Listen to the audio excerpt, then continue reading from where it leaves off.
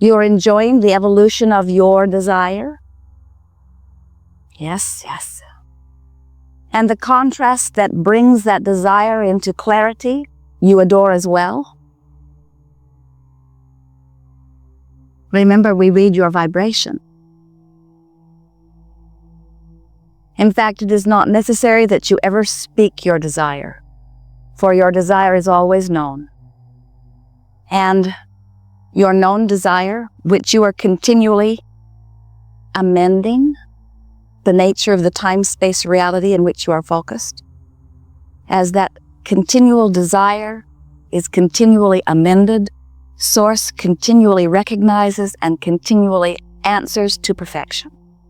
So that every new desire, or every addition to an old desire, or every new idea, every new preference, no matter how broad, bold, or subtle, is recognized, understood, and answered every single time.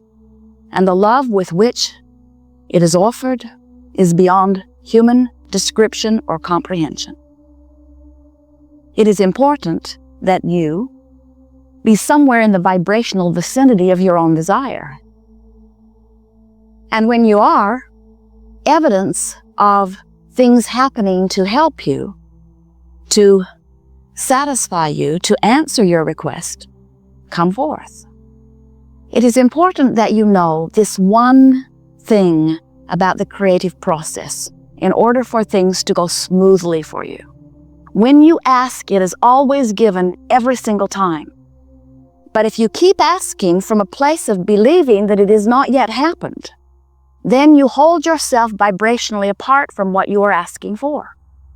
When you have not enough money and you keep asking for more money, and every time you ask for more money, it reminds you that you don't have enough money, what happens is you keep active within you the vibration of not enough money. And as long as that is the dominant vibration within you, the thing you're asking for cannot come, because you are vibrationally different from your own desire. So, a way to understand that and work with it and get around it is to understand that there is step one, which is your asking, and you will never stop asking. And there is step two, which is Source answering your request. That's not your work, and it happens every time. And step three is the you getting into the receiving mode of what you're asking for. Now, what we see happening with so many of you, with things that you really, really want, things that really matter to you a great deal, you seem to keep beating the subject. You keep it so active within you. You talk about it so often. It's sort of like you think you are 4 years old and you are asking your mother for something, and she's not really hearing you because she's busy in her own world, and she seems to you like she is the avenue through which all your good flows. And so you keep pestering her, and you learn in time that the more you pester, the more you eventually get her attention, although sometimes it's not attention you really wanted from her. But you come away from those early experiences believing that if you can really speak a plaintive case of lack and pain, that someone will come to your assistance, and your mother often does. But she teaches you poorly, because she gives you the impression that if you can keep activated your pain and your lack of what you want, that someone will come to your aid and fill the void. And that defies the law of attraction. Nothing can fill that void, because vibrationally you are offering a signal, and it is only your signal that can ever be answered. So you've got to find some way of getting off the subject of not enough money if you want more money to come. And the easiest way we've ever seen that is to get in the mode of appreciating the money that is coming, or get into the mode of appreciating the lifestyle that you are living.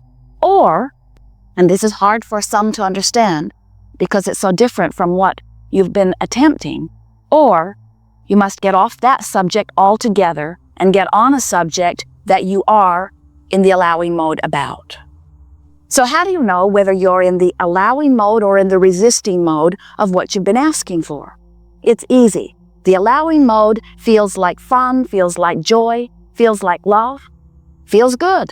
The resistant mode feels like tension, feels like hate, feels like anger, feels like frustration. You can tell whether you are in the allowing or resistant mode by the way you feel. Now, what is it that you are allowing or resisting?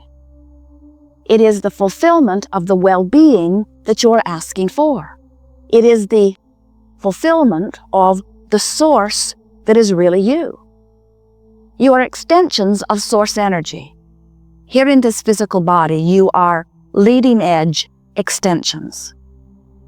And while we speak of the physical human you and the inner being you or the non-physical you, really what we want for you is that you recognize that you are you. And the source that is you, just like the you that is you, just like the personality that you know is you is you. When you feel exhilarated, you are really letting you be you. When you are feeling love, you are letting you be you.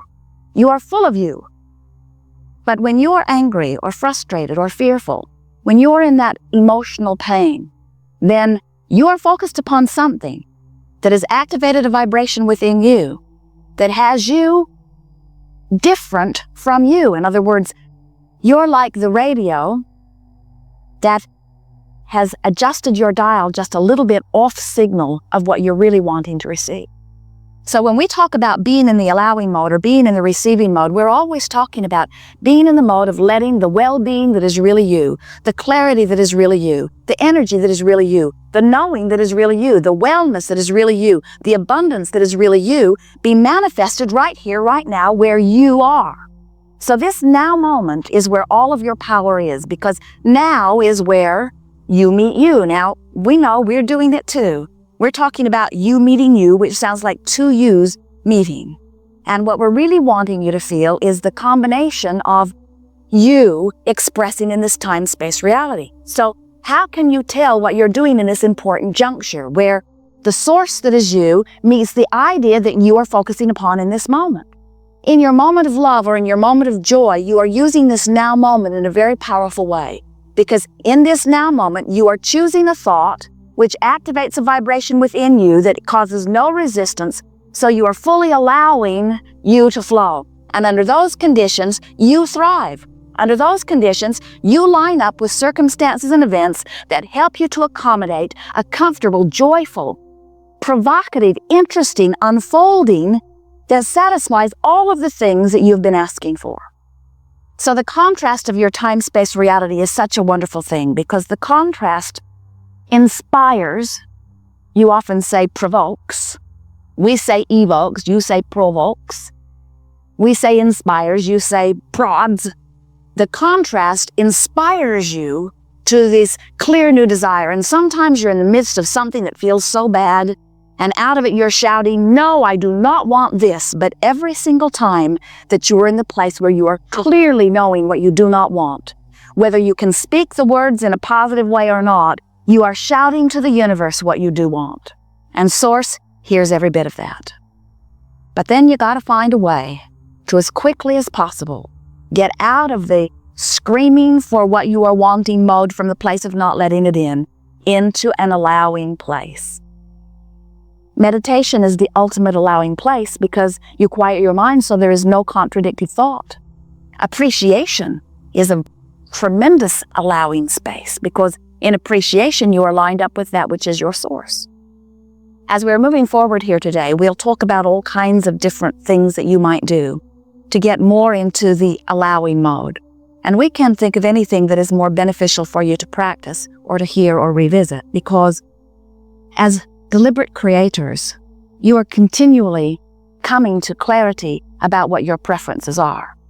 But quite often, you are not a vibrational match to the very preferences that you have preferred. So that's why we are calling this gathering the art of allowing, because that is really where your emphasis is. Your emphasis is upon bringing yourself vibrationally into compliance with your own desires. As you made the decision to come forth into this creative environment, you knew that there would be a tremendous amount of variety.